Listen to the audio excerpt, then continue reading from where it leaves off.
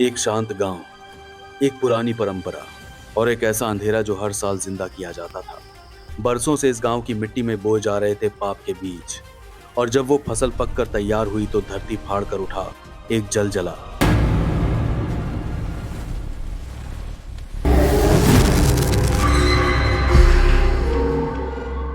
रमेश पिछले कई सालों से शहर में नौकरी कर रहा था। जिंदगी बस ऑफिस, भाग दौड़ और भीड़ में उलझी हुई थी।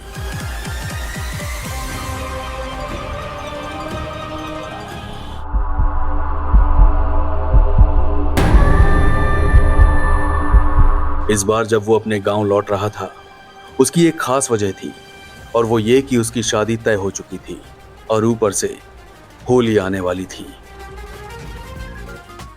गांव में घुसते ही उसे बचपन की खुशबू महसूस हुई। कच्ची सड़कें, मिट्टी की खुशबू और अपने लोगों की मुस्कान।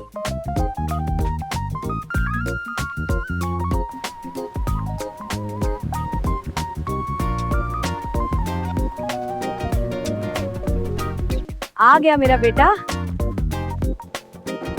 घर में शादी की तैयारियां जोरों पर थीं। माँ पापा खुश थे, रिश्तेदार आ जा रहे थे, और रमेश को लग रहा था कि जिंदगी आखिरकार सही जगह आ गई है। लेकिन उसी पहली रात उसे नींद नहीं आई। वो करवटें बदलता रहा। फिर उसे लगा जैसे बाहर कोई चल रहा हो।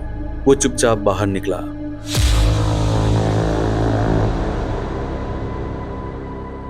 गांव की गलियां बिल्कुल शांत थीं। तभी उसने देखा एक लड़की बिना आवाज किए धीरे धीरे आगे बढ़ रही थी। उसके चेहरे पर कोई भाव नहीं था, जैसे वो होश में ही ना हो।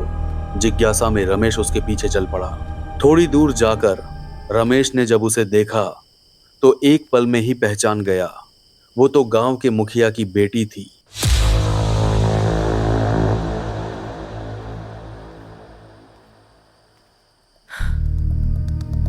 रमेश एक पेड़ के पीछे छिप गया। लड़की सीधा श्मशान घाट पहुंची। वहां उसने जमीन खोदी और कुछ उसमें दबा दिया। अंधेरा ज्यादा था, इसीलिए कुछ भी साफ तरह दिखाई नहीं दे रहा था। बस इतना दिखा कि वो चीज गीली, काली और अजीब सी थी। आखिर इतनी रात में कोई श्मशान घाट में इस तरह आकर क्या दबा रहा था जमीन में, ये सब रमेश को समझ ही नहीं आया। लड़की का चेहरा ऐसा था जैसे वो खुद वहां मौजूद ही ना हो। रमेश डर गया। वो चुपचाप वापस घर आ गया और खुद को समझाया, शायद थकान की वजह से मुझे कुछ गलत लगा होगा। अगले दिन शादी की तैयारियों में सब व्यस्त हो गया।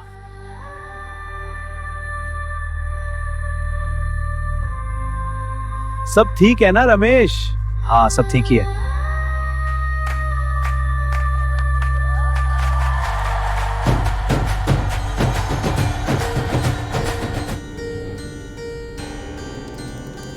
तीन दिन बाद उसकी शादी हो गई। उसकी पत्नी सुनीता सीधी सादी, शांत और बहुत प्यारी।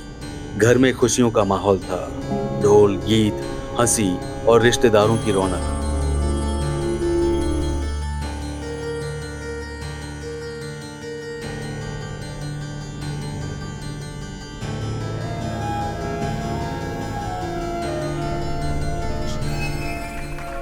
आज की रात उनकी सुहाग रात थी। आज सब कुछ कितना थका देने वाला था, लेकिन अच्छा भी लगा है ना? दोनों खुश थे। कुछ पल बिताकर वो सो गए। लगभग आधी रात के आसपास रमेश की आंख खुली। उसने पास में हाथ बढ़ाया। सुनीता वहां नहीं थी। वो घबरा गया। घर के बाकी कमरे देखे, सुनीता कहीं नहीं थी। सुनीता? सुनीता? वो बाहर निकला और खेतों की तरफ बढ़ा। थोड़ी दूर जाकर उसने देखा सुनीता बिल्कुल खामोश, बेहोश सी श्मशान की तरफ जा रही थी। रमेश छिपकर उसके पीछे गया। वहां सुनीता ने भी जमीन खोदी और कुछ दबा दिया।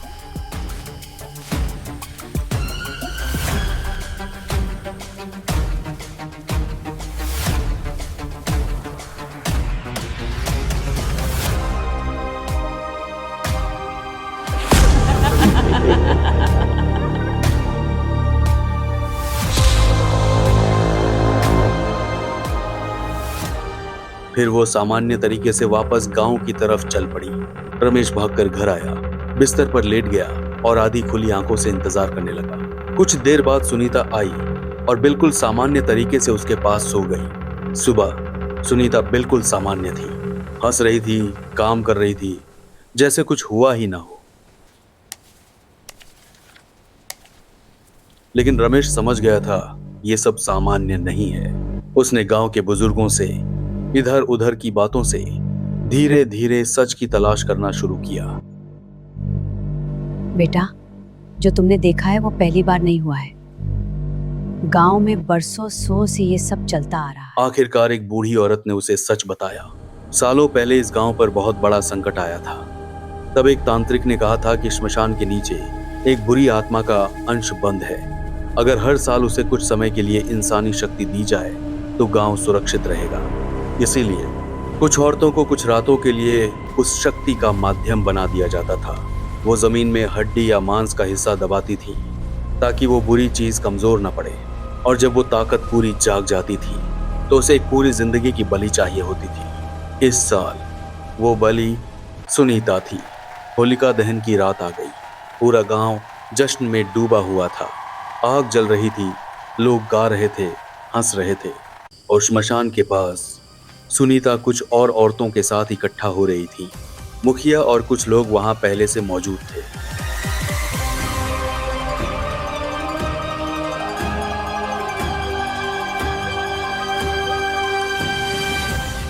रमेश ने हिम्मत जुटाई और सुनीता का हाथ पकड़ लिया। सुनीता रुक जाओ। रमेश उसकी आंखों में एक पल के लिए पहचान लौटी। वो बोली, मुझे यहां से ले चलो। तभी जमीन हिलने लगी। अंदर से वो काली डरावनी चीज बाहर आने लगी।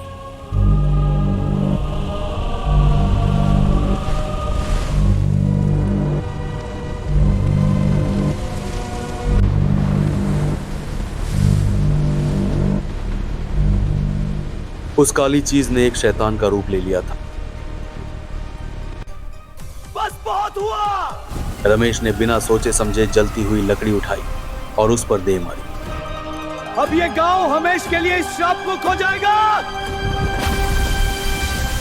आग भड़क उठी, मंत्र टूट गए और वो शैतान जलकर राख हो गया।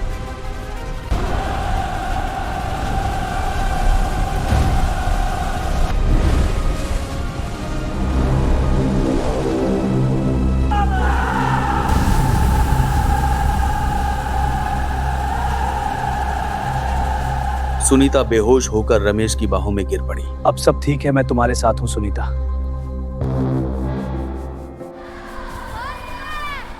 सुबह गांव में होली की खुशियां थी। रंग उड़ रहे थे, बच्चे हंस रहे थे, ढोल बज रहे थे। मुखिया और कुछ बुरे लोग गांव से गायब थे। अब कोई डर नहीं था, कोई छुपा हुआ राज नहीं था। रमेश और सुनीता ने एक दूसरे को देखा और मुस्कुरा दिए। इस बार होली सिर्फ रंगों की नहीं थी, इस बार होली आजादी की थी। आजादी डर से, अंधेरे से और पुराने पापों से। और पहली बार उस गांव ने सच्चे दिल से होली मनाई। फ्रेंड्स, उम्मीद है ये कहानी आपको पसंद आई हो। अगर ये कहानी आपको अच्छी लगी तो प्लीज़ इसे लाइक करें, शेयर करें, और चैनल पर नए हैं सब्सक्राइब करना मत भूलिएगा। मिलते हैं एक और नई कहानी के साथ। Thank you friends.